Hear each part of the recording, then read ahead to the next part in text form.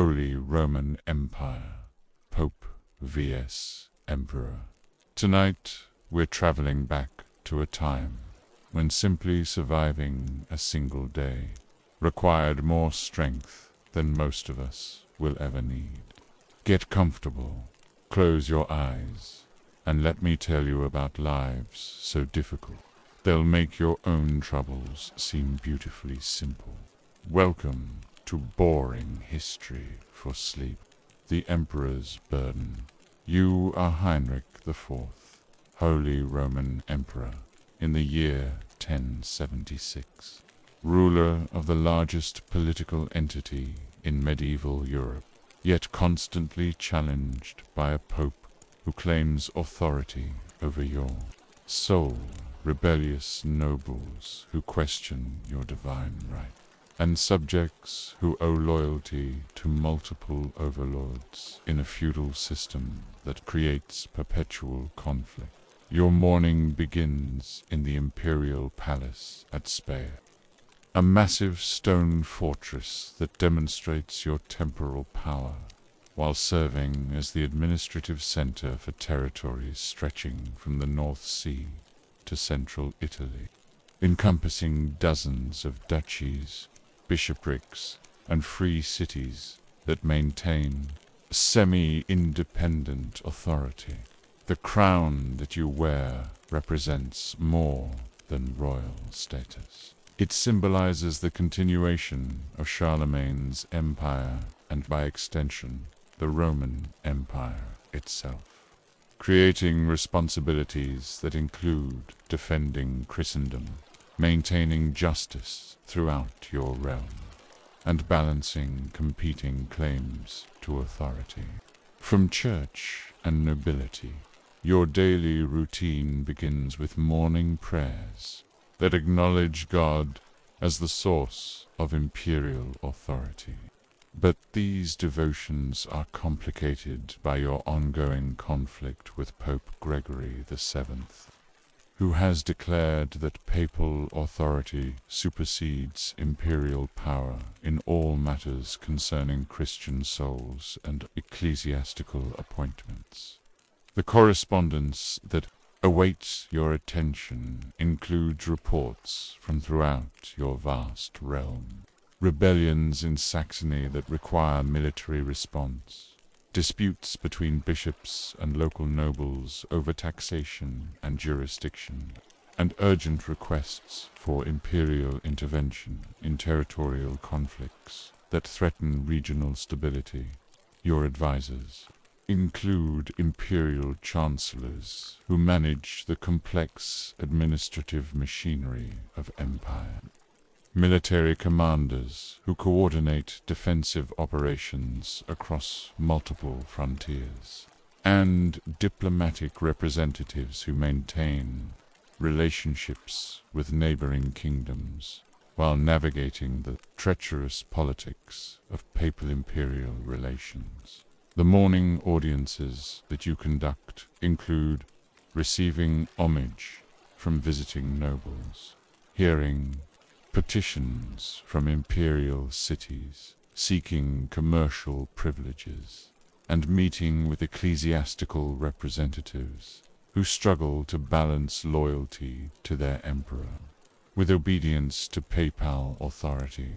Your imperial diet requires careful orchestration, of competing interests. Secular nobles who seek to expand their territorial authority, church officials who defend ecclesiastical privileges, and urban representatives who pursue commercial advantages that might conflict with traditional feudal obligations. The military preparations that consume significant attention include organizing campaigns against external enemies who threaten imperial borders, coordinating responses to internal rebellions that exploit imperial weakness, and maintaining the feudal obligations that provide military service in exchange for land grants. Your relationship with the nobility involves constant negotiation between imperial authority and feudal independence. Because your power depends on noble cooperation, while noble power derives from land grants that you control, creating mutual dependence that often degenerates into mutual hostility.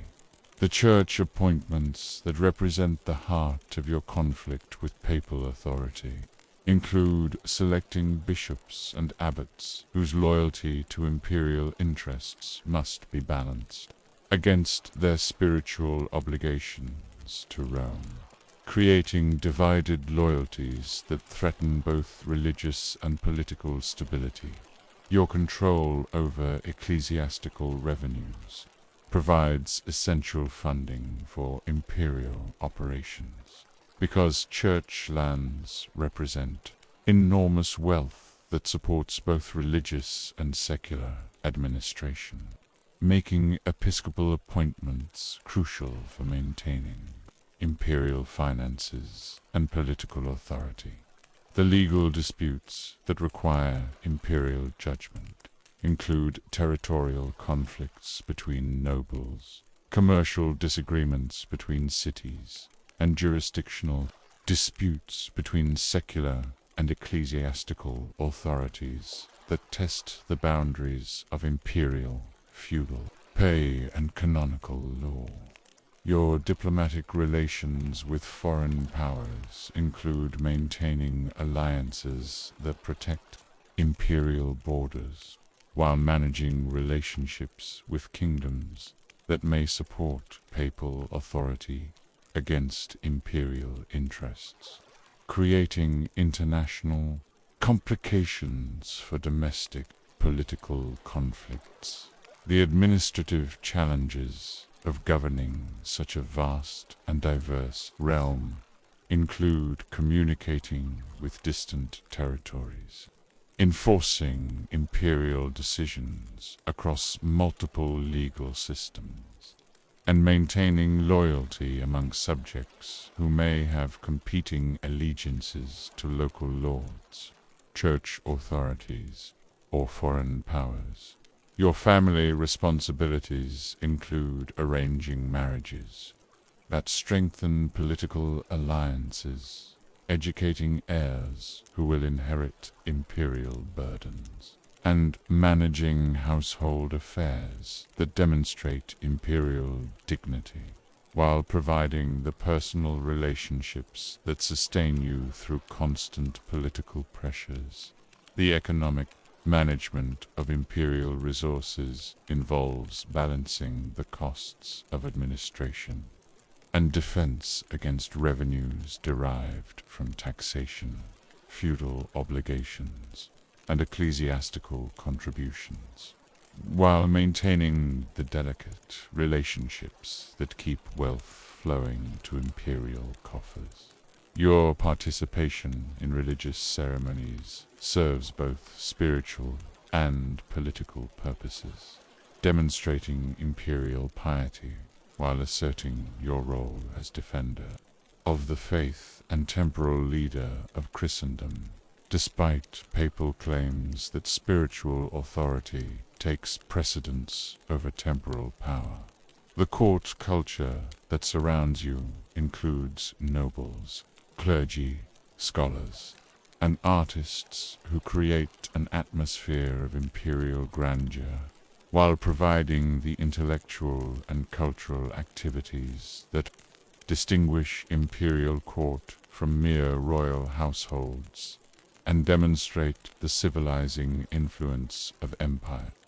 Your evening planning sessions involve reviewing intelligence reports about threats to imperial authority, coordinating responses to political challenges, and preparing for the diplomatic and military initiatives that may determine whether imperial power survives the current crisis with papal authority.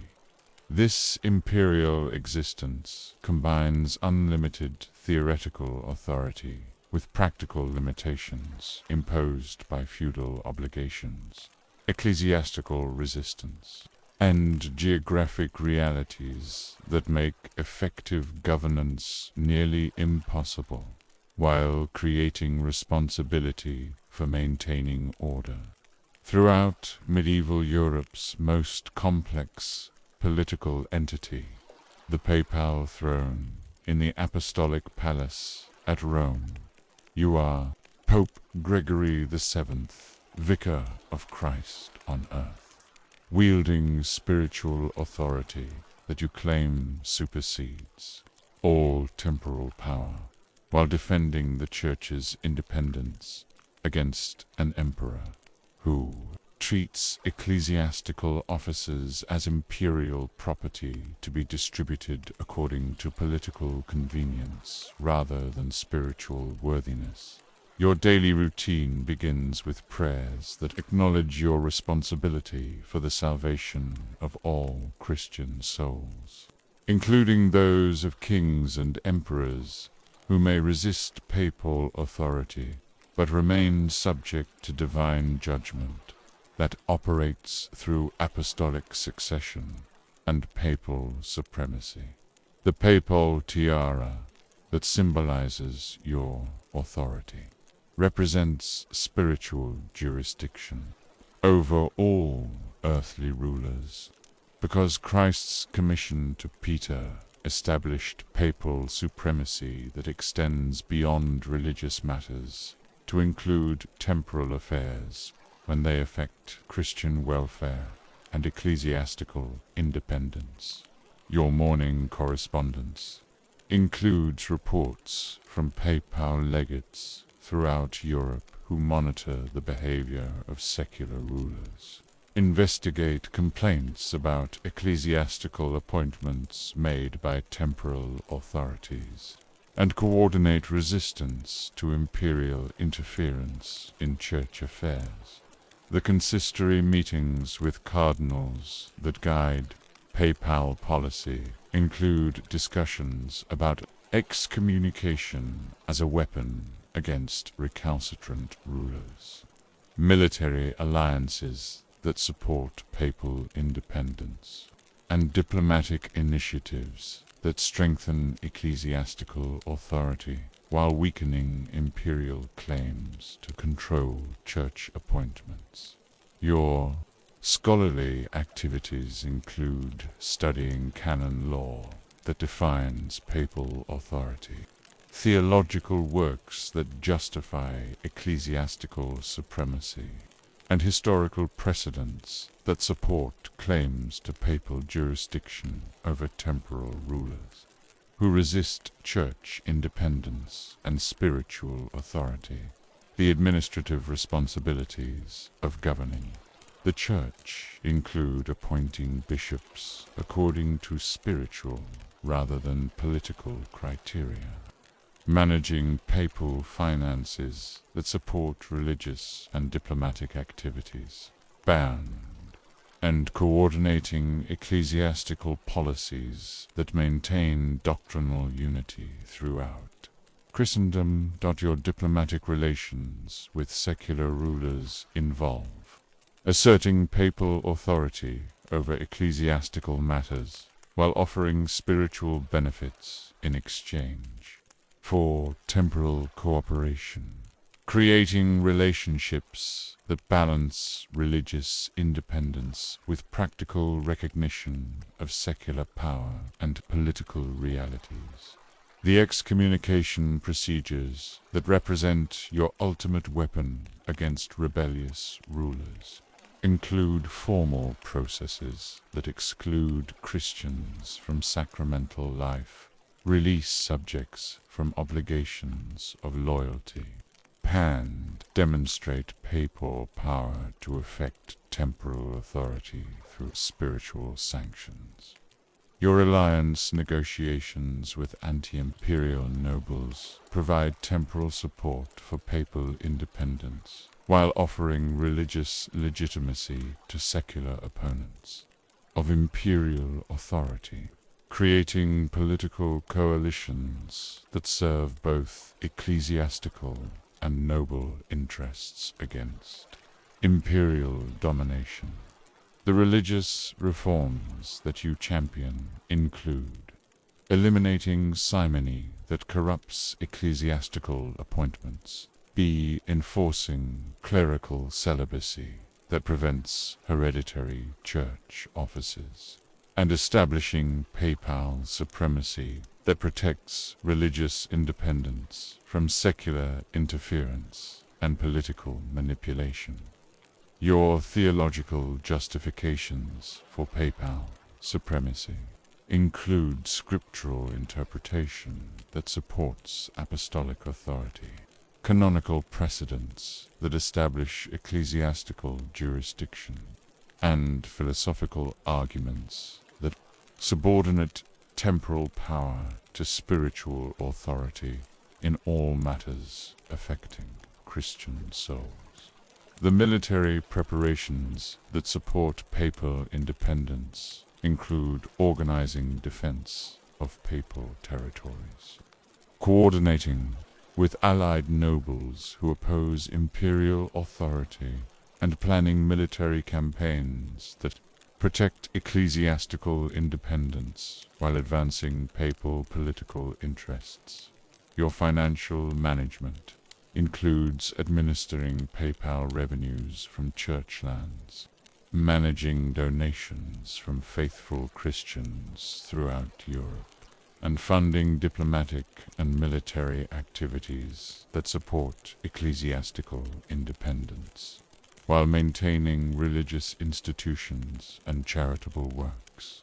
The legal disputes that require papal judgment include marriage cases that affect royal succession, territorial conflicts between Christian rulers, and jurisdictional disputes that test the boundaries between ecclesiastical and secular authority in matters affecting both temporal and spiritual welfare.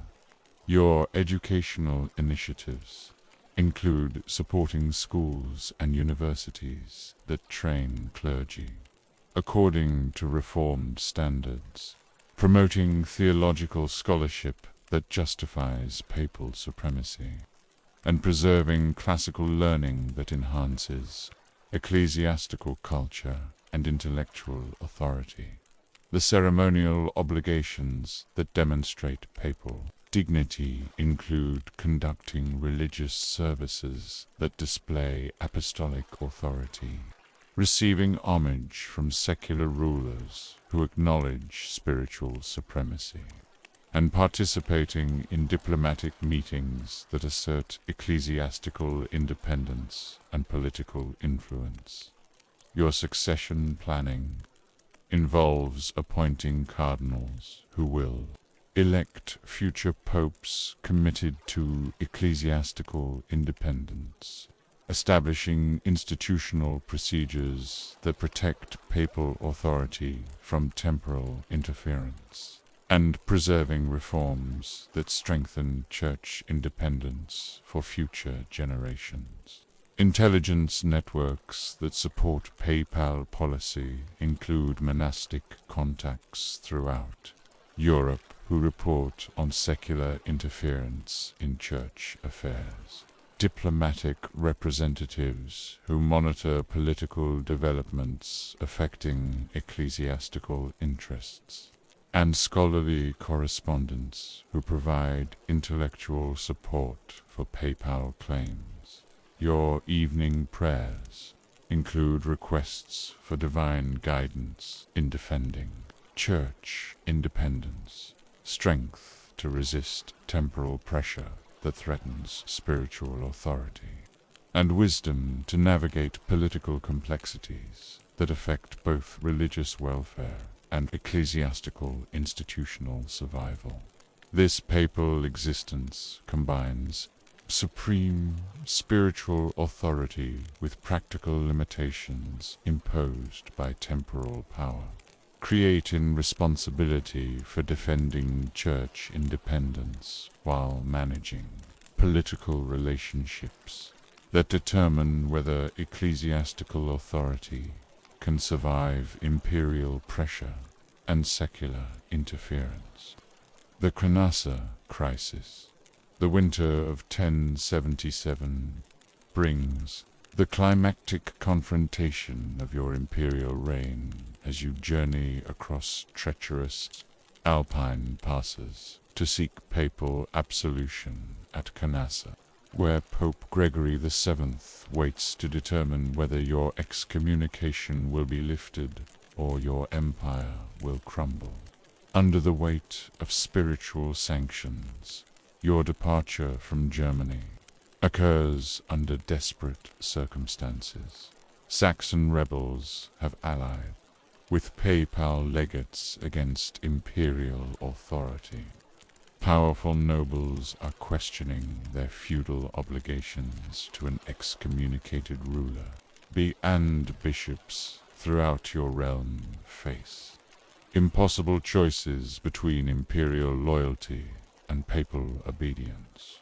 The journey through winter mountains tests your physical endurance while symbolizing the spiritual humiliation that papal authority can impose on temporal power, because seeking absolution requires acknowledging that imperial authority depends ultimately on ecclesiastical approval and divine favor mediated through apostolic succession.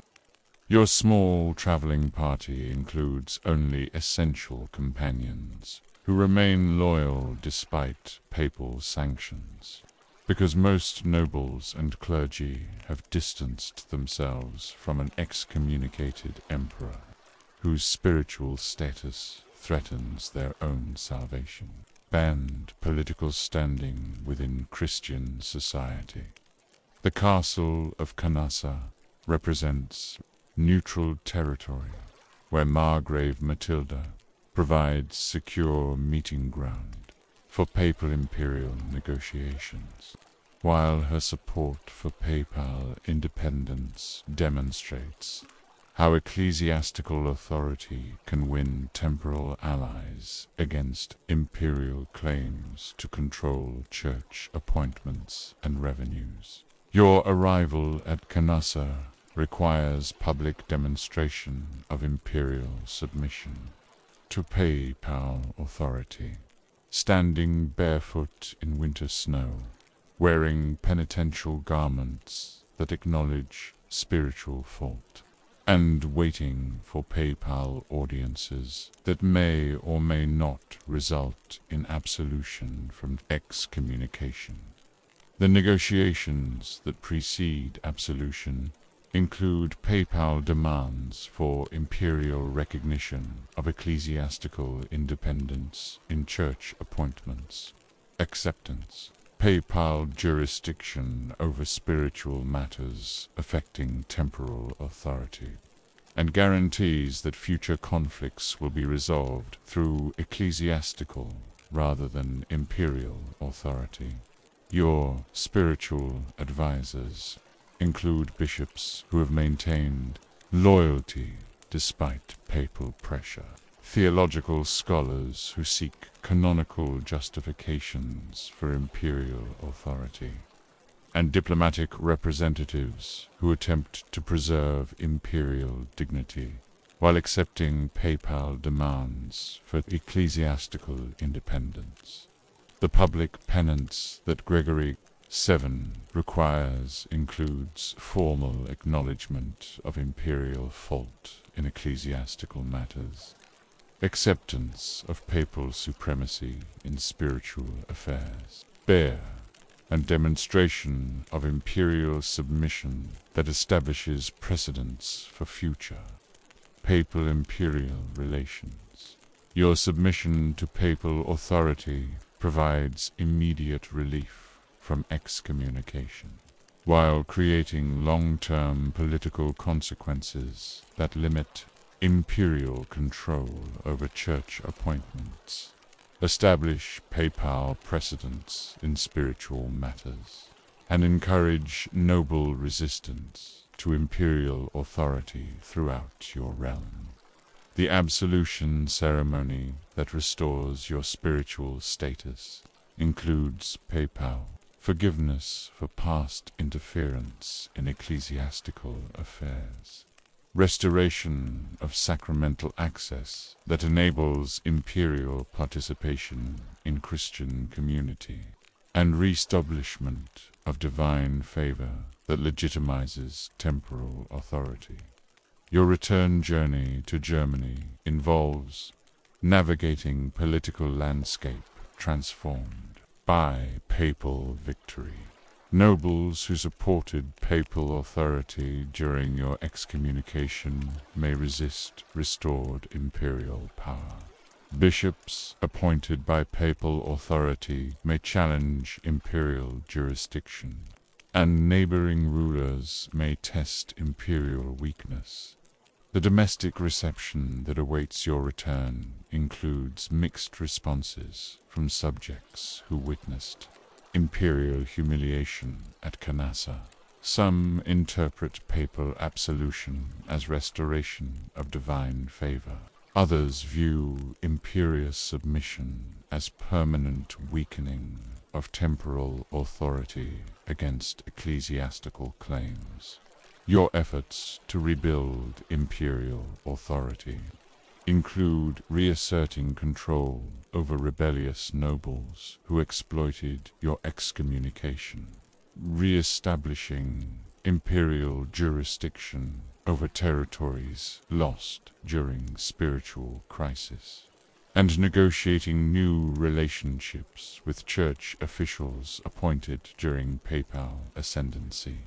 The legal consequences of Canossa include precedents that establish papal authority over temporal rulers in spiritual matters, limitation of imperial control over ecclesiastical appointments, and recognition of papal power to effect temporal authority through spiritual sanctions and political intervention. Your diplomatic initiatives include rebuilding alliances with secular rulers who may support imperial authority against papal claims, negotiating with anti-papal elements within the church hierarchy, and establishing relationships that protect imperial interests while acknowledging ecclesiastical independence. The military preparations that follow your return include organizing campaigns against Saxon rebels who maintained resistance during your absence, coordinating imperial defense against papal allies who threaten territorial integrity, and rebuilding military loyalty among forces whose discipline suffered during spiritual crisis. Your administrative reforms include establishing new procedures, put church appointments that acknowledge papal authority while preserving imperial influence, creating institutional mechanisms that prevent future ecclesiastical crises, and rebuilding governmental efficiency disrupted by political upheaval. The personal consequences of Canossa include psychological impact of public humiliation, permanent alteration of imperial prestige within European political hierarchy, and transformation of imperial identity from supreme temporal authority to power dependent on ecclesiastical approval and divine favor. This Canossa experience represents the climactic moment when spiritual authority demonstrates supremacy over temporal power, establishing precedents that will influence church-state relations throughout medieval period, while permanently altering the balance between papal and imperial authority in Christian Europe. The Investiture Struggle following Canossa, the fundamental conflict over ecclesiastical appointments, continues as you attempt to rebuild imperial authority, while Pope Gregory VII maintains pressure for complete elimination of temporal interference in church affairs, creating ongoing struggle that will define church-state relations for generations. Your renewed assertion of imperial rights includes claims to traditional authority over bishop appointments based on territorial control, feudal obligations that bishops owe as landholders, and practical necessities of governing territories where ecclesiastical and temporal authority overlap in administrative and military functions. The papal response to continued imperial involvement in church affairs includes threats of renewed excommunication, support for anti-imperial nobles who resist temporal authority, and diplomatic pressure from neighboring kingdoms that support ecclesiastical independence against imperial claims. Your alliance building includes cultivating relationships with bishops who prioritize imperial loyalty over papal obedience, secular nobles who oppose ecclesiastical interference in temporal affairs, and foreign rulers who resist papal claims to jurisdiction over temporal authority in their own kingdoms. The theological debates that accompany political struggle include scholarly but arguments about divine authority, scriptural interpretation regarding temporal and spiritual jurisdiction, and canonical precedents that support competing claims to supremacy in matters affecting both ecclesiastical and secular administration.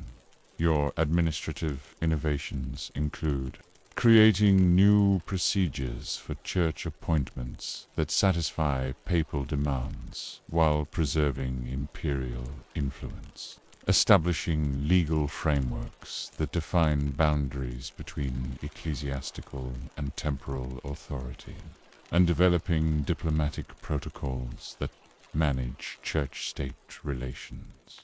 The military conflicts that result from ongoing struggle include campaigns pit against papal allies who challenge imperial territorial control, defensive operations that protect imperial lands from ecclesiastical armies, and coordination with anti-papal forces throughout Europe who resist spiritual interference in temporal affairs. Your economic strategies include controlling revenues from church lands that support both religious and secular administration, managing taxation that affects ecclesiastical as well as temporal subjects, and coordinating commercial policies that balance religious and political interests.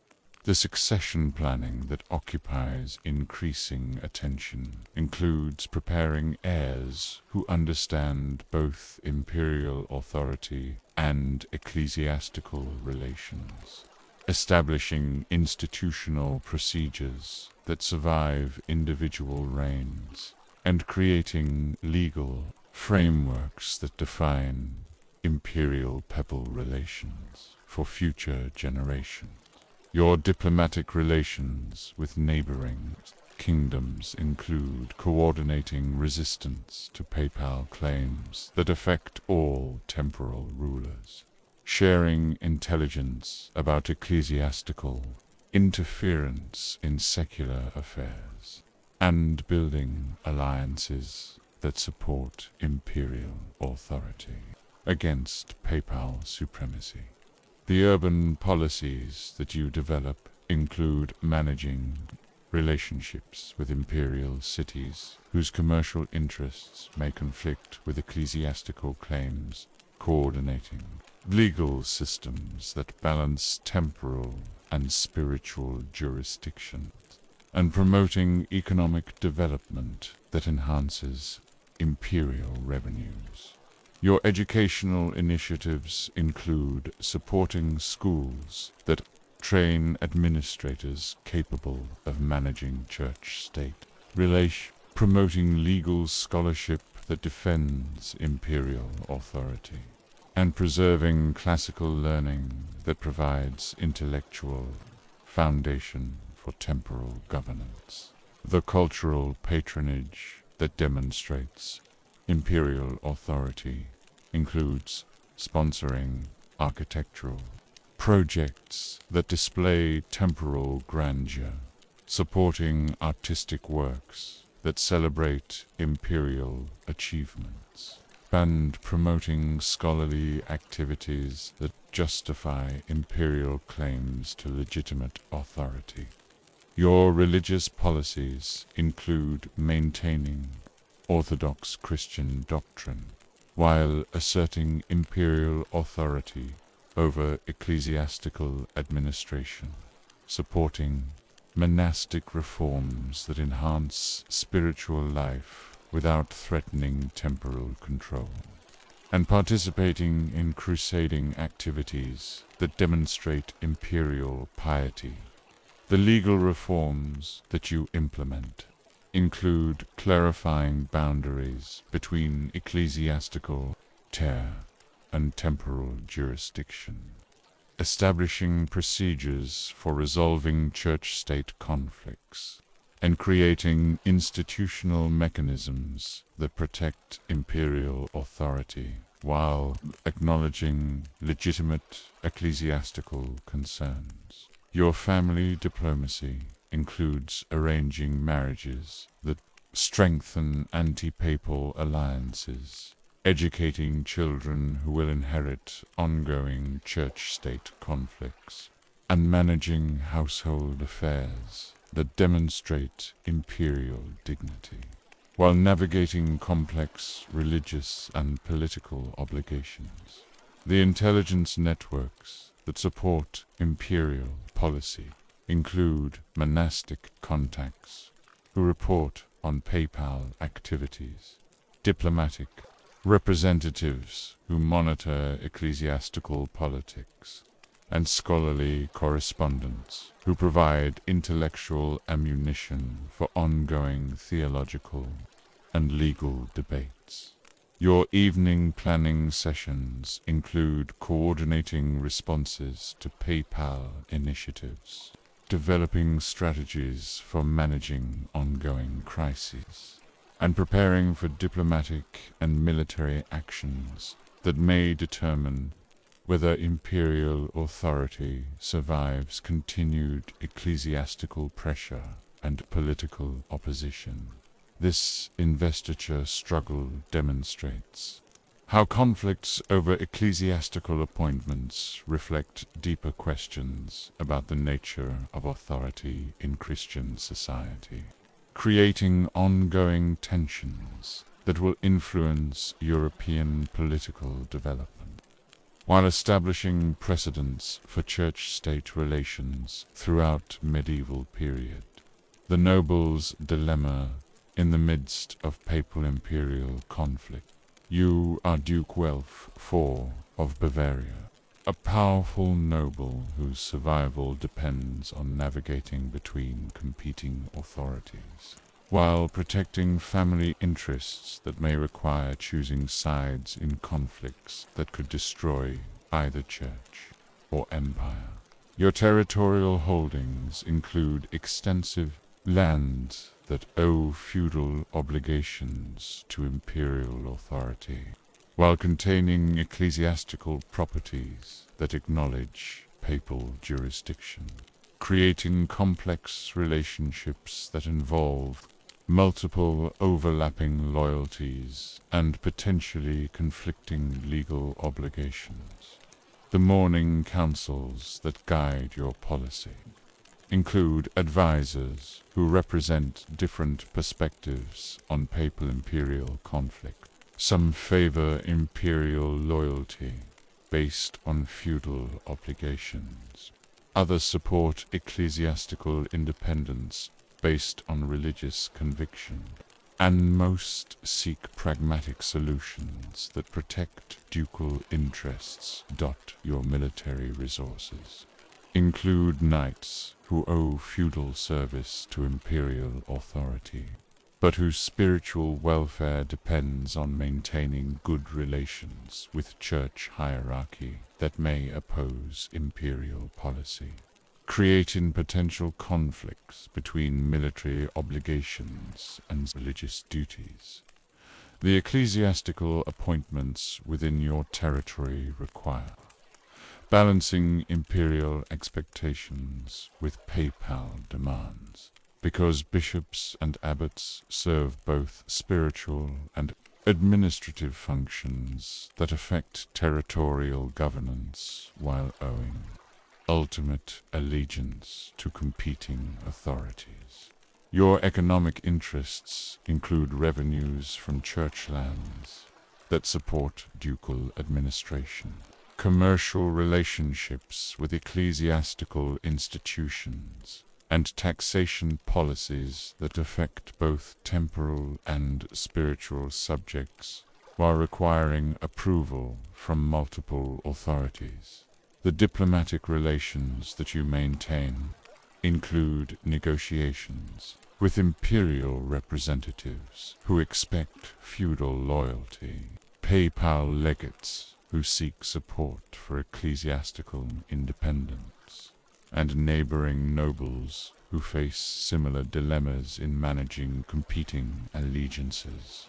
Your family considerations include marriage alliances that may favor either imperial or papal interests, inheritance planning that protects ducal authority regardless of political outcomes, and educational decisions that prepare children for uncertain political futures. The legal disputes that require ducal judgment include conflicts between ecclesiastical, and temporal jurisdiction, territorial disagreements that involve both feudal and canonical law, and criminal cases that test boundaries between ducal, imperial, and papal authority. Your participation in imperial diets includes representing Bavarian interests while managing pressure to support imperial policy against papal claims, balancing feudal obligations with practical recognition that ecclesiastical resistance could threaten territorial stability. The religious observances that demonstrate ducal piety include supporting monastic foundations that enhance spiritual life while providing political benefits, participating in church ceremonies that acknowledge ecclesiastical authority, and funding religious activities that serve both devotional and diplomatic purposes. Your intelligence gathering includes monitoring papal imperial negotiations that affect territorial interests, tracking military movements that could threaten Bavarian security, and maintaining communications with other nobles who face similar choices between competing authorities. The succession planning that occupies increasing attention includes preparing heirs who understand both feudal obligations, and ecclesiastical relations, establishing alliances that protect family interests during political transitions, and creating institutional mechanisms that preserve ducal authority. Your economic development includes promoting commercial activities that enhance territorial revenues, managing agricultural production that supports military obligations, and coordinating taxation that satisfies both imperial demands and ecclesiastical expectations, while funding ducal administration. The military preparations that you maintain include organizing defense against potential threats from either papal or imperial forces, coordinating with allied nobles who share similar political concerns, and maintaining forces capable of protecting territorial integrity during ongoing conflicts.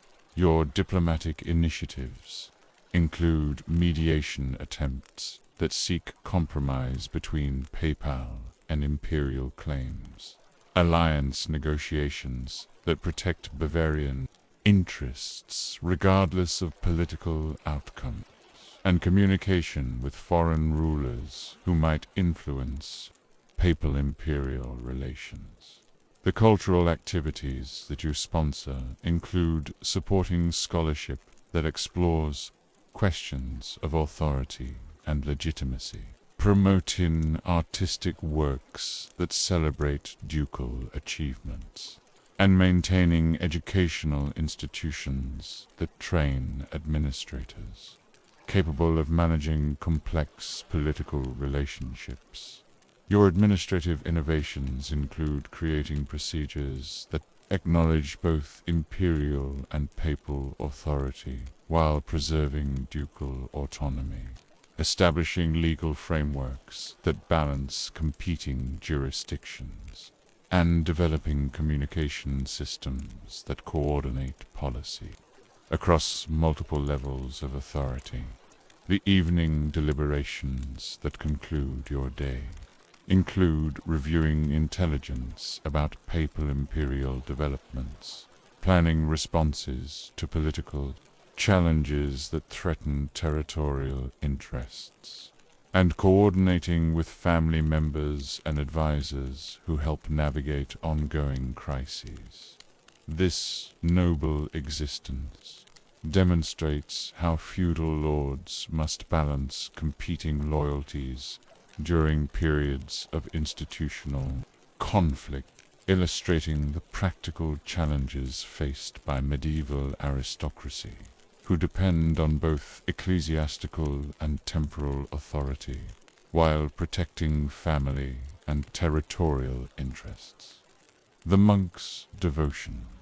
Within the walls of Cluny Abbey, you are Brother Benedict, a Benedictine monk whose spiritual life unfolds against the backdrop of papal imperial struggle, while your community attempts to maintain religious devotion and monastic discipline despite political pressures that affect ecclesiastical independence and monastic autonomy. Your daily routine begins with matins before dawn, joining the community in chanted prayers that acknowledge divine authority while providing spiritual framework for understanding temporal conflicts that threaten ecclesiastical independence and monastic peace.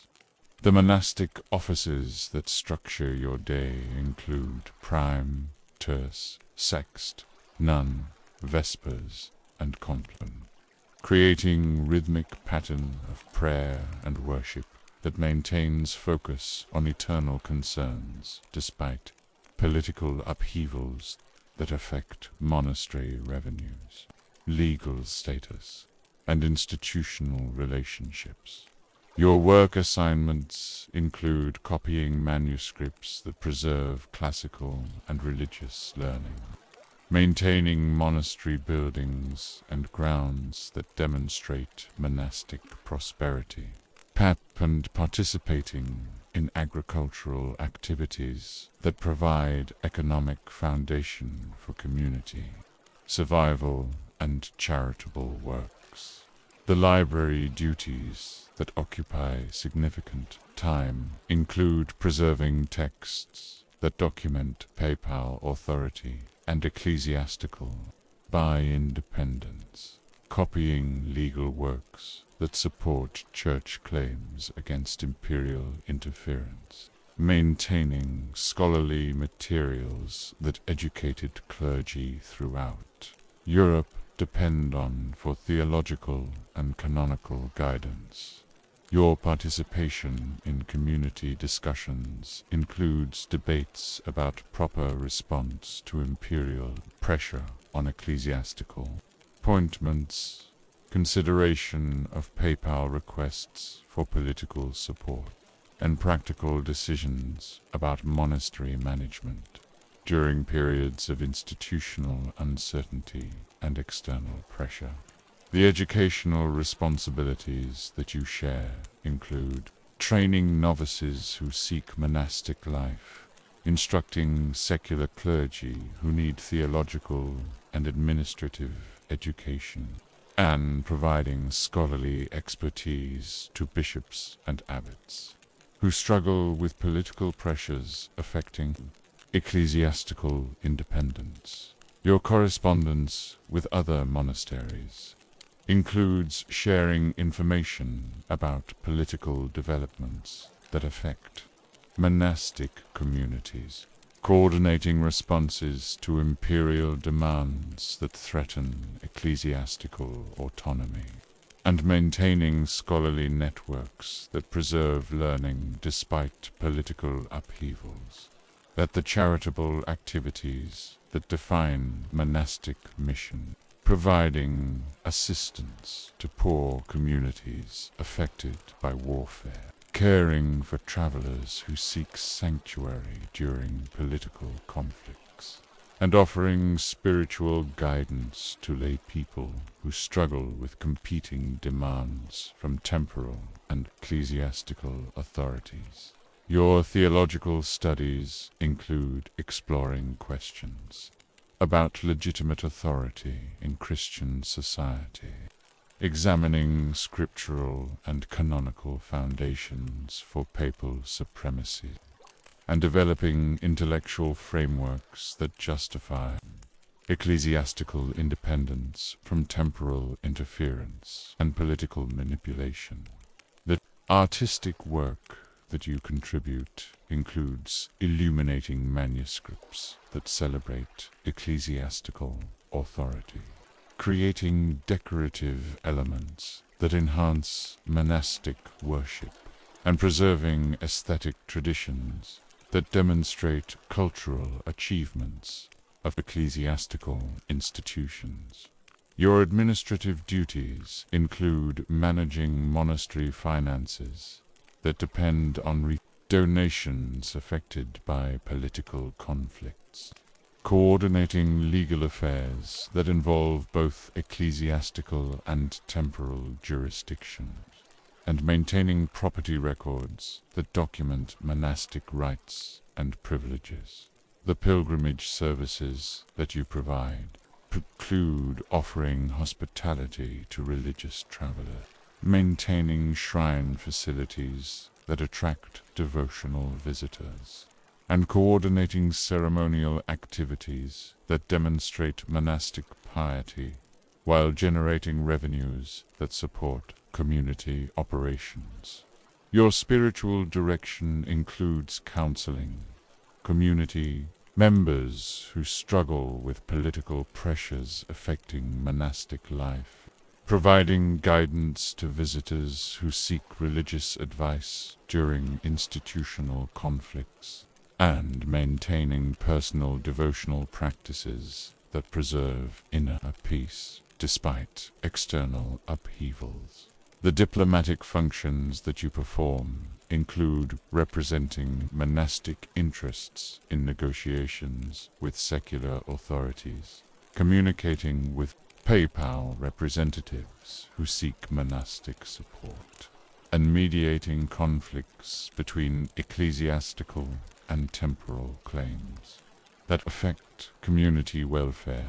Your intellectual contributions include writing scholarly works that defend ecclesiastical independence, participating in theological debates that influence church policy, and preserving classical learning that provides cultural foundation for ecclesiastical institutions and educational activities. The economic activities that support monastic life include managing agricultural production that provides community sustenance, coordinating craft industries that generate revenues, and maintaining commercial relationships that connect monastery to broader economic networks despite political instability. Your evening prayers include requests for divine guidance in maintaining monastic peace, protection for ecclesiastical independence against temporal pressure, and spiritual strength to preserve religious devotion. despite political conflicts that threaten institutional stability and community survival. The seasonal observances that mark monastic calendar include religious festivals that celebrate ecclesiastical authority, liturgical cycles that maintain spiritual focus, and ceremonial activities that demonstrate monastic commitment to divine service, despite temporal conflicts and political pressures. This monastic existence illustrates how religious communities attempt to maintain spiritual focus while navigating political conflicts that affect ecclesiastical independence, demonstrating the challenges faced by dedicated Christians who seek divine service in a world where temporal and spiritual authorities compete for ultimate loyalty. The merchant's calculation. In the imperial city of Augsburg, you are Hermann the cloth merchant, whose commercial success depends on navigating papal imperial conflicts that affect trade routes, currency stability, and legal frameworks, while maintaining business relationships that span territories controlled by competing authorities. Your morning routine includes reviewing market conditions that fluctuate according to political developments, because warfare between papal and imperial forces disrupts transportation, affects currency values, and creates uncertainty that makes long-term commercial planning nearly impossible. The warehouse facilities that store your merchandise must be protected against potential confiscation by either papal or imperial forces, requiring diplomatic relationships with local authorities, who may change allegiance depending on political developments and military fortunes, affecting territorial control. Your trading networks include partnerships with merchants throughout Europe who face similar challenges in managing business during institutional conflicts, creating commercial relationships that must adapt to changing political loyalties and territorial boundaries, affected by ongoing papal-imperial struggle. The textile production that forms the foundation of your business includes coordinating with craftsmen whose guild affiliations may favor either ecclesiastical or temporal authority, managing supply chains that cross territories controlled by competing political forces, and maintaining quality standards despite political disruptions. Your financial arrangements include currency exchanges that reflect political uncertainty, credit relationships that must account for potential legal changes affecting commercial contracts, and investment strategies that balance profit opportunities against risks, created by ongoing institutional conflicts, the transportation logistics that move your goods include negotiations with territorial authorities who control trade routes, payment of tolls and taxes to multiple overlapping jurisdictions, and security arrangements that protect valuable cargo during periods of political instability and military conflict. Your customer relationships include urban merchants who prosper under imperial authority, ecclesiastical institutions that prefer papal independence, and noble households whose political loyalties may affect purchasing decisions and payment reliability during ongoing political struggles. The legal frameworks that govern commercial activity include multiple overlapping jurisdictions that may conflict during papal imperial disputes, requiring expertise in imperial, canonical, and local law while maintaining flexibility to adapt to changing political circumstances and legal precedents. Your guild participation includes representing merchant interests in urban politics that must balance imperial loyalty with practical recognition of ecclesiastical authority, coordinating with other merchants who face similar challenges, and maintaining professional relationships despite political divisions. The credit networks that enable long-distance commerce include partnerships with Italian banking houses that may favor PayPal authority, German financiers who support imperial interests, and local moneylenders whose political loyalties affect availability and terms of commercial loans. Your property investments include urban real estate, whose value depends on political stability, rural holdings that provide agricultural income, and commercial facilities that must remain profitable despite political upheavals, affecting trade patterns and market access. The diplomatic relations that you maintain include communications with territorial authorities who control commercial privileges, negotiations with guild officials who represent merchant interests, and relationships with religious institutions that provide commercial opportunities and spiritual guidance. Your family business planning includes preparing children who understand both commercial practices and political realities, establishing inheritance arrangements that protect family wealth regardless of political outcomes, and creating institutional mechanisms that preserve business relationships during political transitions. The seasonal trading cycles that structure commercial activity include coordinating with agricultural production schedules, managing inventory levels that account for political disruptions, and planning transportation that avoids territories affected by military conflicts and administrative instability.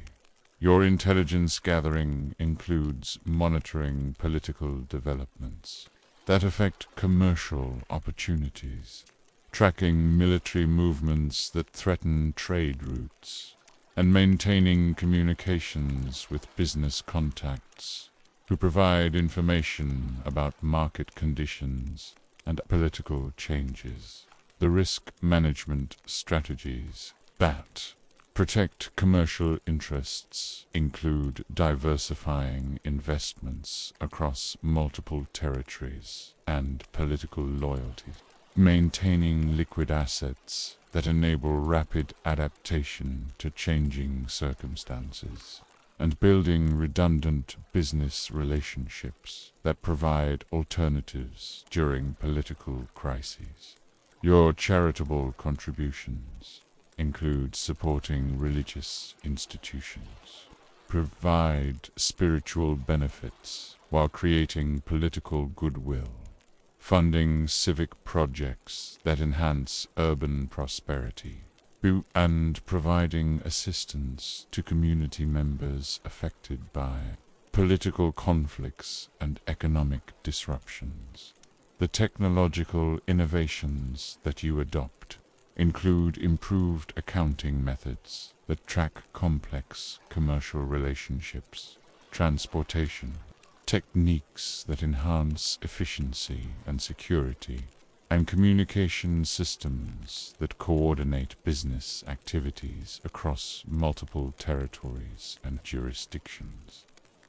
Your evening planning sessions include reviewing political intelligence that affects commercial decisions, coordinating with family members and business partners who help manage ongoing challenges, and preparing for diplomatic and economic initiatives that protect merchant interests during institutional conflicts. This merchant existence demonstrates how commercial activity must adapt to political conflicts, while illustrating the practical challenges faced by urban businessmen who depend on stable institutions and legal frameworks that may be disrupted by ongoing papal imperial struggle. The Scholar's Quest.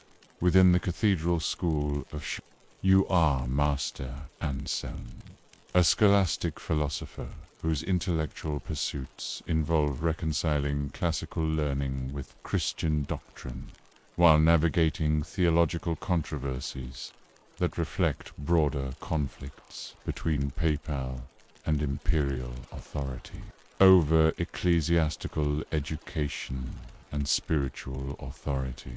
Your morning lectures include instruction in logic, rhetoric, and theology that prepares students for careers in ecclesiastical administration, because educated clergy are essential for both papal and imperial authority, while their training influences how they will balance spiritual and temporal loyalties throughout their careers.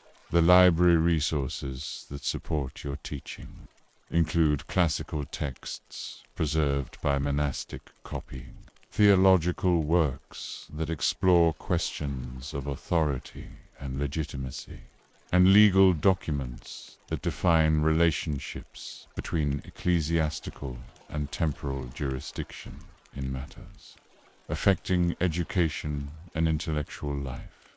Your scholarly writing includes philosophical treatises that examine the nature of divine and human authority, theological investigations that explore scriptural foundations for papal supremacy, and educational works that preserve classical learning while adapting it to Christian purposes and contemporary political realities.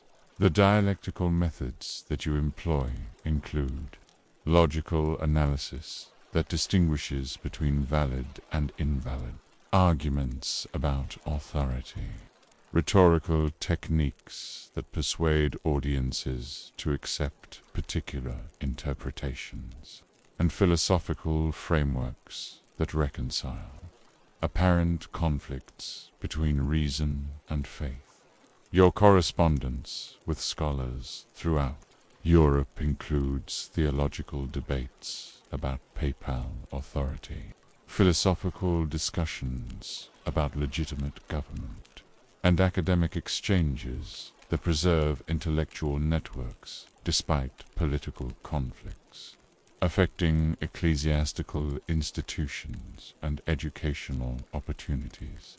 The student supervision that occupies significant time includes directing advanced students who will become bishops and abbots, training future scholars who will continue academic traditions, and providing intellectual guidance to young men whose careers will be affected by ongoing papal imperial conflicts.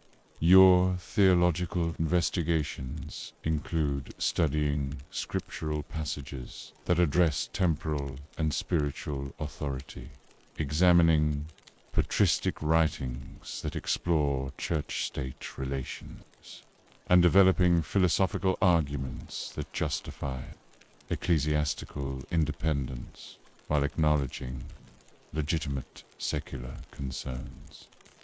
The disputations that you organize include formal debates about controversial theological questions, intellectual exercises that develop logical thinking, and scholarly discussions that explore implications of political conflicts for Christian doctrine and ecclesiastical authority. Your pastoral duties include providing spiritual guidance to students who struggle with competing loyalties, offering intellectual support to clergy who face political pressures, and maintaining scholarly objectivity despite institutional conflicts that affect academic freedom and intellectual integrity.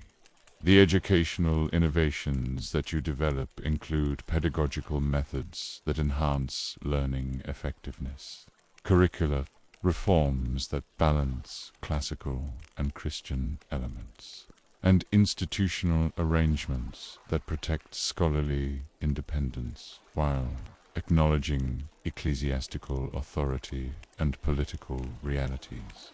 Your participation in church councils includes contributing theological expertise to discussions about papal authority, providing intellectual analysis of complex canonical questions, and defending scholarly approaches that maintain academic integrity despite political pressures affecting ecclesiastical institutions. The translation projects that you supervise include rendering classical works into accessible forms, preserving theological texts that support ecclesiastical independence, and creating educational materials that serve both academic and pastoral purposes in training future clergy. Your philosophical research includes investigating questions about the relationship between divine and human law, exploring logical foundations for papal supremacy, and developing intellectual frameworks that reconcile classical learning with Christian doctrine and contemporary political needs. The administrative responsibilities that you shoulder include managing school finances that depend on ecclesiastical revenues, coordinating with cathedral officials who oversee educational policies, and maintaining academic standards despite political upheavals affecting institutional stability. Your diplomatic functions include representing scholarly interests, in negotiations with secular authorities, communicating with papal representatives about educational policies, and mediating conflicts between academic freedom and ecclesiastical authority that affect intellectual life. The cultural preservation that you pursue includes maintaining libraries that preserve classical learning, supporting artistic activities that enhance educational environments, and creating scholarly communities that continue intellectual traditions despite political instability and institutional conflicts. Your evening studies include personal research that advances philosophical understanding, preparation for lectures that challenge student thinking, and correspondence that maintains scholarly networks, essential for intellectual development and academic collaboration. The seasonal academic curl cycles that structure educational activity include coordinating with liturgical calendar that governs ecclesiastical life, planning curricula that prepares students for religious and administrative careers, and organizing scholarly activities that enhance learning while maintaining institutional loyalties.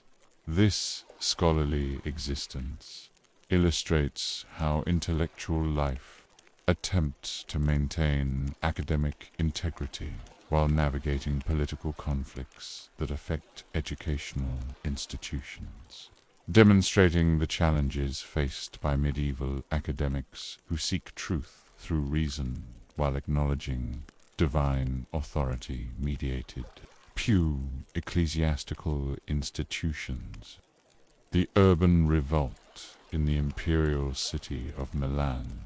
You are Giovanni the goldsmith, leader of the nascent commune movement that seeks urban independence from both papal and imperial authority, while establishing merchant rule that prioritizes commercial interests over feudal obligations and ecclesiastical privileges.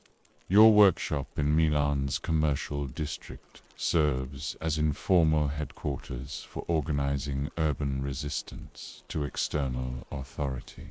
Because successful craftsmen and merchants have economic interests that conflict with both imperial taxation and ecclesiastical restrictions on commercial activity and guild autonomy. The guild meetings that you organize include discussions about collective action against outside interference, coordination between different crafts that share common interests in urban independence, and planning for political initiatives that could establish merchant control over municipal affairs and commercial regulation. Your economic grievances include imperial taxation that reduces commercial profits, ecclesiastical restrictions on lending and business practices, and feudal obligations that interfere with urban development while failing to provide adequate protection for commercial activity and craftsman interests. The political coalition that you build includes successful merchants who seek freedom from imperial taxation, skilled craftsmen who desire guild autonomy, and urban nobles who prefer local control over submission to distant authorities, whether papal or imperial. Your military preparations include organizing urban militia that can defend city walls, coordinating with neighboring communes that share similar political goals, and planning defensive strategies that protect commercial activity, while asserting urban independence from external political control. The legal innovations that you promote include establishing urban courts that handle commercial disputes, creating municipal law that supersedes both imperial and ecclesiastical jurisdiction, and developing governmental institutions that serve merchant interests rather than feudal or religious priorities. Your diplomatic initiatives include negotiations with imperial representatives who seek urban cooperation, communications with papal legates who may support urban independence against imperial authority, and alliance discussions with other communes that face similar political challenges. The economic policies that you advocate include eliminating feudal restrictions on commercial activity, establishing urban control over taxation and regulation, and promoting trade relationships that enhance municipal prosperity while reducing dependence on external political authorities and traditional economic obligations. Your revolutionary activities include secretly coordinating with other Italian cities that seek similar independence, planning simultaneous uprisings that could overwhelm imperial response capabilities, and developing communication networks that enable rapid coordination of political and military actions. The constitutional innovations that you propose include establishing elected councils that represent merchant and craftsman interests, creating legal frameworks that protect commercial activity from external interference, and developing governmental pressures that balance different urban constituencies while maintaining independence.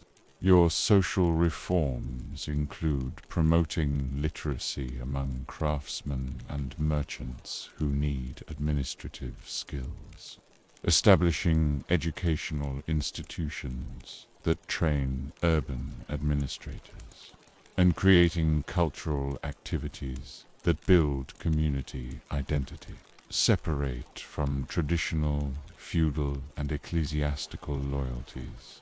The military engineering that supports urban defense includes strengthening city walls that protect against imperial siege, organizing supply systems that enable prolonged resistance, and coordinating with rural allies who might support urban independence against imperial retaliation.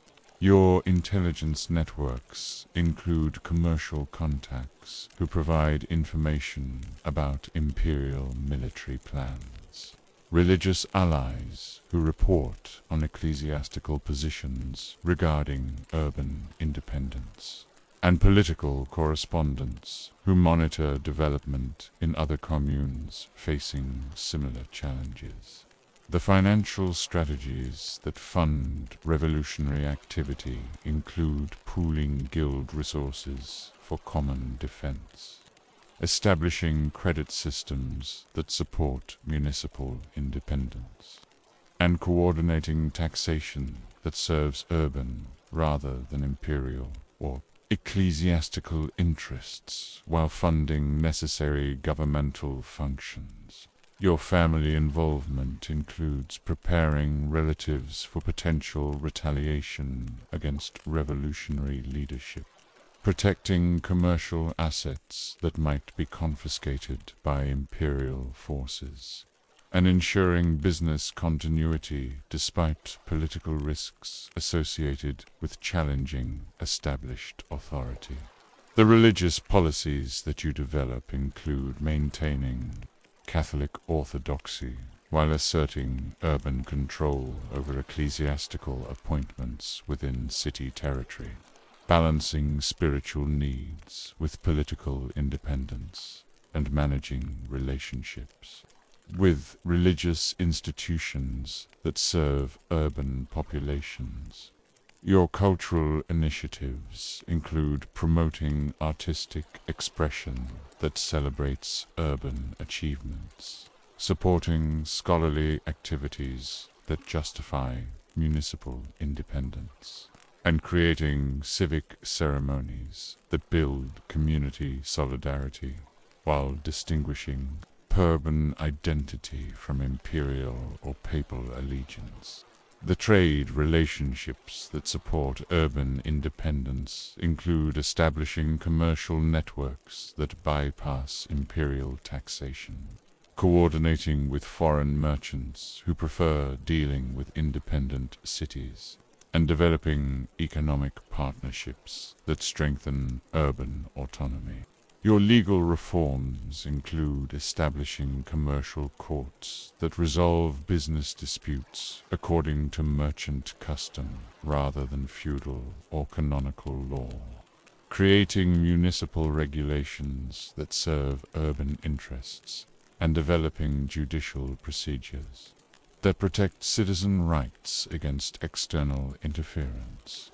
The diplomatic representations that you make include arguing urban cases before imperial courts, negotiating with papal representatives about ecclesiastical jurisdiction, and communicating with foreign powers who might support urban independence against imperial authority.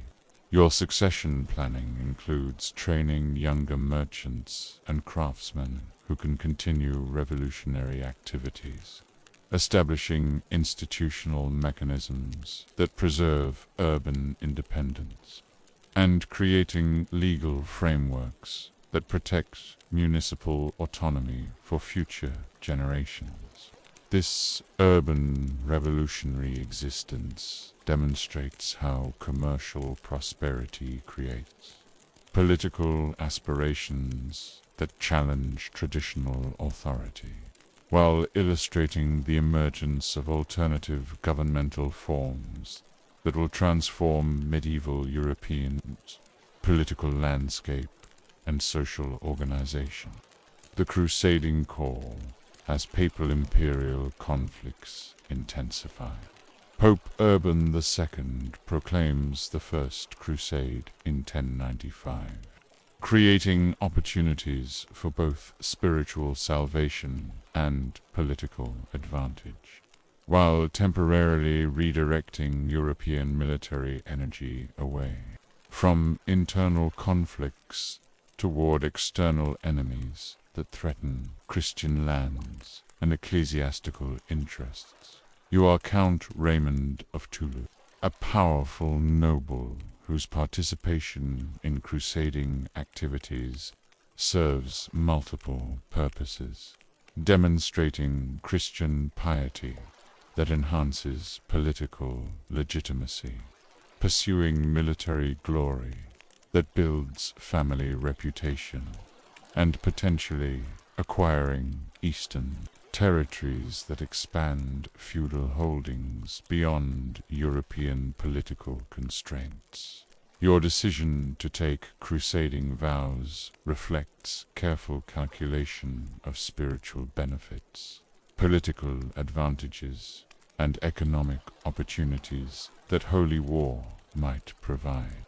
Because crusading offers papal indulgences, protection for family lands during absence, and possibilities for territorial expansion in Byzantine and Muslim territories. The military preparations that occupy months of planning include recruiting knights and foot soldiers for eastern campaigns, organizing supply systems that can sustain armies during long marches through hostile territory, and coordinating with other crusading leaders who share similar goals and challenges. Your diplomatic negotiations include securing papal protection for family territories during crusading absence, arranging with neighboring nobles who will manage regional affairs, and establishing relationships with Byzantine officials who control access to holy lands and military supplies. The financial arrangements that fund crusading expeditions include liquidating agricultural assets to raise campaign funds, borrowing against future revenues to purchase equipment and supplies, and coordinating with ecclesiastical institutions that provide both spiritual support and material assistance for holy war efforts. Your religious motivations include seeking divine favor through military service to Christianity, pursuing spiritual benefits that crusading supposedly provides, and demonstrating piety that enhances political reputation while potentially achieving salvation through warfare against infidel enemies. The family considerations that affect crusading decisions include arranging for territorial administration during absence, protecting inheritance rights for children who remain in Europe, and managing spousal relationships that must survive extended separation and uncertain return prospects. Your military command includes organizing multinational armies that combine knights from different territories, coordinating with ecclesiastical officials who provide spiritual guidance, and maintaining discipline among troops who face hardships that test both military loyalty and religious commitment. The logistical challenges that crusading presents include transporting armies across thousands of miles of difficult terrain, maintaining supply lines that connect Western Europe to Eastern battlefields, and managing relationships with local populations who may be hostile, neutral, or potentially supportive. Your strategic planning includes coordinating with other crusading armies that pursue similar objectives, adapting European military tactics to Eastern warfare conditions, unbalancing immediate military needs with longer-term political goals that might survive successful crusading campaigns. The cultural encounters that crusading provides include exposure to Byzantine Christian traditions that differ from Western practices, contact with Muslim societies that demonstrate alternative religious and political systems, and experiences that broaden understanding of Mediterranean world and international relations. Your political relationships include maintaining communication with European allies who manage territorial affairs during absence, negotiating with Eastern rulers who control access to holy places, and coordinating with crusading leaders who may become rivals for territorial acquisitions and political influence. The military innovations that Eastern warfare requires include adapting castle-building techniques to different geographic conditions, learning siege methods suitable for Eastern fortifications, and developing cavalry tactics that respond to unfamiliar enemy capabilities and battlefield environments. Your economic activities include managing resources captured through military success, coordinating trade relationships that develop through priestern contact, and planning territorial administration that could result from successful conquest of holy lands and surrounding regions. The religious experiences that crusading provides include visiting holy places that enhance spiritual life, participating in religious ceremonies that celebrate military success, and gaining theological insights through exposure to Eastern Christian traditions and interfaith contact with Muslim communities. Your diplomatic functions include representing Western interests in negotiations with Eastern rulers, communicating with papal representatives who coordinate crusading policies, and maintaining relationships with Byzantine officials, whose cooperation is essential for crusading success. The succession planning that absence requires includes establishing regency arrangements that protect family interests, creating institutional mechanisms that preserve territorial control, and ensuring continuity of political relationships that enable successful return to European affairs after crusading campaigns.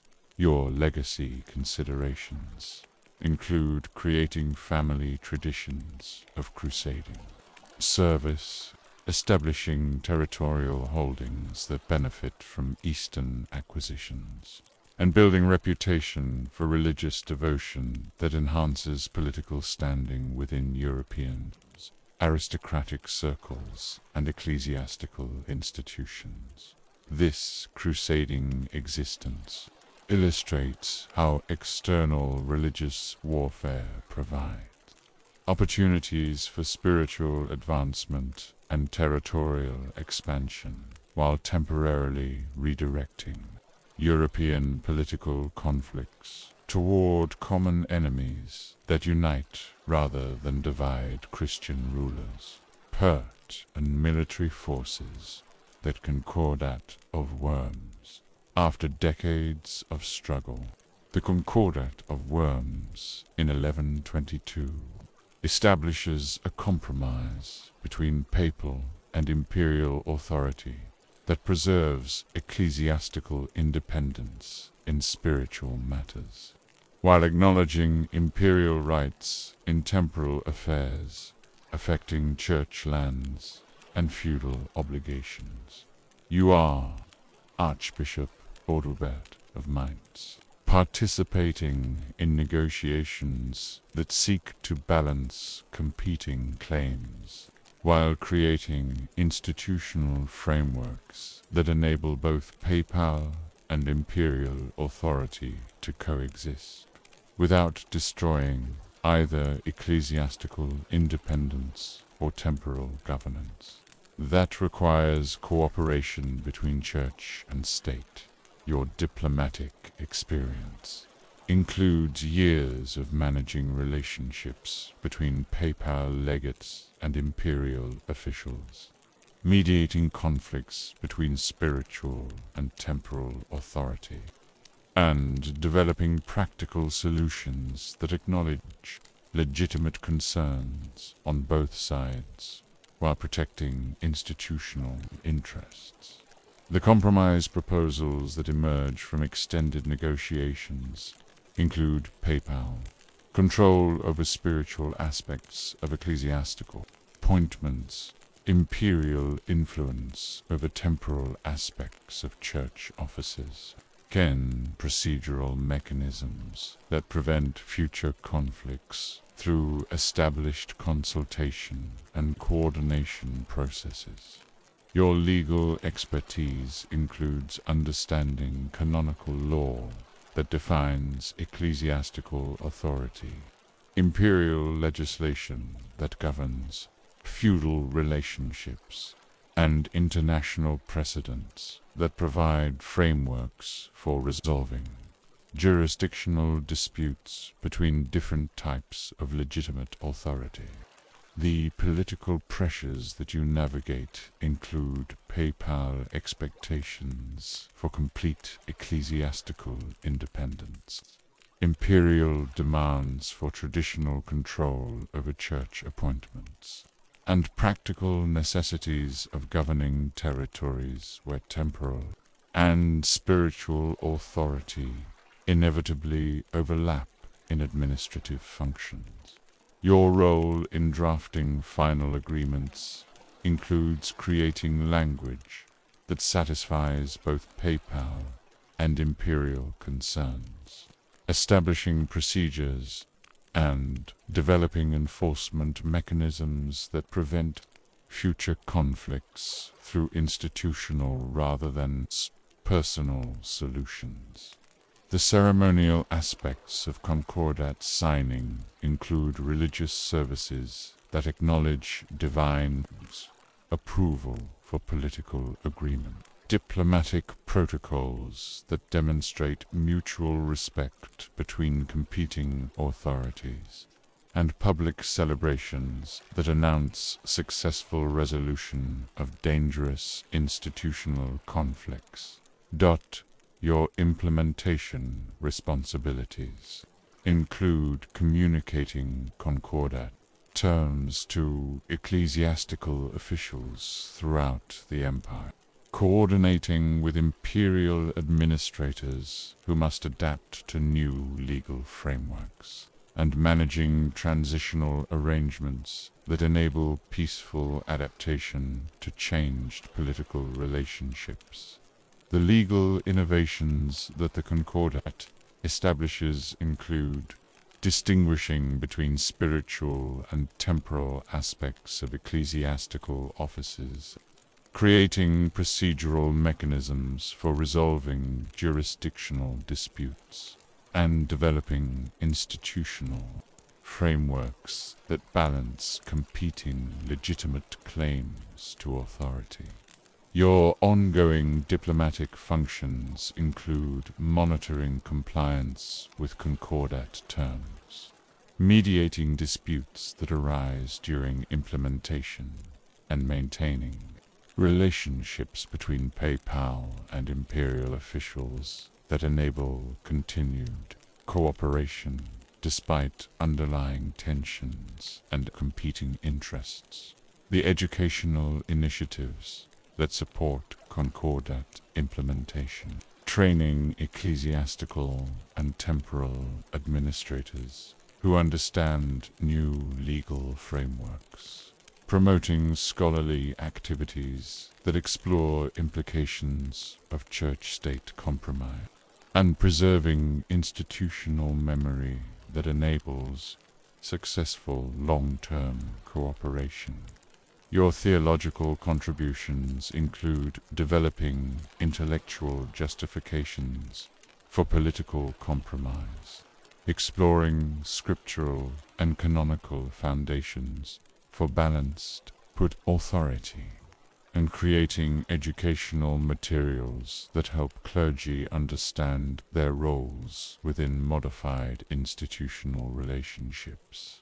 The administrative reforms that follow Concordat adoption include establishing new procedures for ecclesiastical payments, creating coordination mechanisms between church and state officials, and developing legal frameworks that clarify jurisdictional boundaries while enabling necessary cooperation. Your succession planning includes training future church leaders who understand both spiritual responsibilities and political realities, establishing institutional mechanisms that preserve concordat arrangements, and creating educational programs that maintain cooperative relationships between competing authorities. The regional variations that Concordat implementation requires include adapting general principles to local conditions, managing relationships with territorial nobles who are affected by changed church-state relations, and coordinating with foreign rulers who face similar challenges in balancing competing claims to authority. Your diplomatic relations with neighboring kingdoms include sharing experiences about successful church-state cooperation, coordinating responses to ongoing conflicts between temporal and spiritual authority, and maintaining international relationships that support peaceful resolution of institutional disputes. The cultural impact of successful compromise includes artistic celebrations, of political achievement, scholarly investigations of institutional relationships, and religious observances that acknowledge divine favor for peaceful resolution of dangerous conflicts that threatened both church and state. Your legacy includes contribution to institutional frameworks that enable church-state cooperation, intellectual achievements that justify political compromise, undiplomatic success that provides models for resolving similar conflicts throughout medieval Europe and subsequent historical periods. This Concordat experience demonstrates how persistent institutional conflicts can be resolved through diplomatic compromise that acknowledges legitimate concerns on all sides, while creating frameworks for ongoing cooperation that serve both spiritual and temporal needs of Christian society. Epilogue: the transformation of Europe. The struggle between papal and imperial authority dominates the 11th and 12th centuries, fundamentally transforms European political organization, establishing precedents for church-state relations, while creating institutional innovations that influence constitutional development throughout medieval and modern period. The investiture controversy that begins with Gregory VII and Heinrich IV demonstrates how conflicts over specific issues can escalate into fundamental questions about the nature of legitimate authority, creating intellectual and institutional pressures that force clarification of competing claims and jurisdictional boundaries. The legal innovations that emerge from papal-imperial struggle include development of canonical law that defines ecclesiastical authority, refinement of imperial legislation that governs temporal relationships, and creation of international frameworks that manage conflicts between different types of legitimate governmental power. The diplomatic precedents that church-state negotiations establish include recognition of competing legitimate authorities, development of compromise procedures that balance conflicting claims, and creation of institutional mechanisms that enable ongoing cooperation despite underlying tensions and jurisdictional disputes. The political theories that justify papal supremacy, bend imperial authority, contribute to intellectual development that explores fundamental questions about divine and human law, natural and positive authority, untemporal and spiritual jurisdiction that influence political thought throughout subsequent centuries. The administrative innovations that result from institutional competition include improvements in governmental efficiency, development of legal procedures that clarify jurisdictional boundaries, and creation of educational institutions that train administrators capable of managing complex political relationships. The cultural achievements that flourish during periods of institutional conflict include artistic expression that celebrates both spiritual and temporal authorities, scholarly investigation that explores theoretical foundations for legitimate government, and architectural projects that demonstrate institutional power and cultural sophistication. The economic development that occurs despite political conflict includes growth of commercial activity that benefits from institutional competition, urban expansion that creates alternatives to traditional feudal organization, and technological innovation that enhances both ecclesiastical and temporal capabilities. The social changes that result from church-state struggle include increased literacy among administrative classes, greater political participation by urban populations, and development of legal frameworks that protect individual rights while maintaining institutional authority and social stability. The international influence that European institutional innovations exercise includes spread of constitutional ideas throughout Christian world, development of diplomatic procedures that manage interstate relations, and creation of educational institutions that preserve and transmit political and legal knowledge.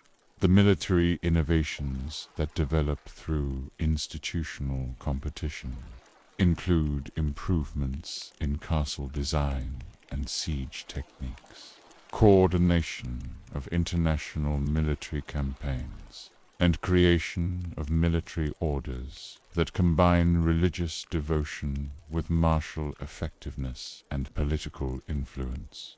The religious reforms that accompany political struggle include elimination of corruption that weakened ecclesiastical authority, establishment of educational institutions that improve clerical training, and development of theological scholarship that explores relationships between divine and human authority.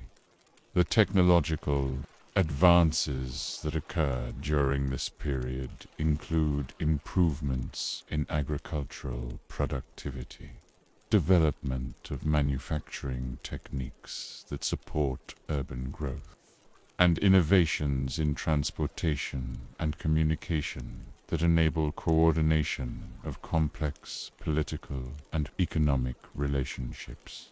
The literary achievements that document and celebrate Institutional development include historical chronicles that preserve political memory, theological treatises that explore theoretical foundations for authority, and artistic works that express cultural values while entertaining educated audiences. The legal traditions that emerge from medieval church-state relations include constitutional principles that limit arbitrary authority, procedural mechanisms that protect individual rights, and institutional frameworks that balance competing legitimate claims while maintaining social order and political stability. The educational institutions that support political and religious development include cathedral schools and universities that train administrators, scholarly networks that preserve and transmit knowledge, and intellectual traditions that continue exploring fundamental questions about authority, legitimacy, and governmental purpose. The legacy of medieval papal imperial struggle includes constitutional traditions that influence modern democratic development, legal principles that protect individual rights against arbitrary authority, and institutional frameworks that enable cooperation between competing legitimate authorities in pluralistic societies. This remarkable historical period demonstrates how conflicts over specific political issues can generate institutional innovations, bound and intellectual developments that transform entire civilizations, while establishing precedents for managing competing claims to authority that remain relevant throughout subsequent historical periods and contemporary political challenges.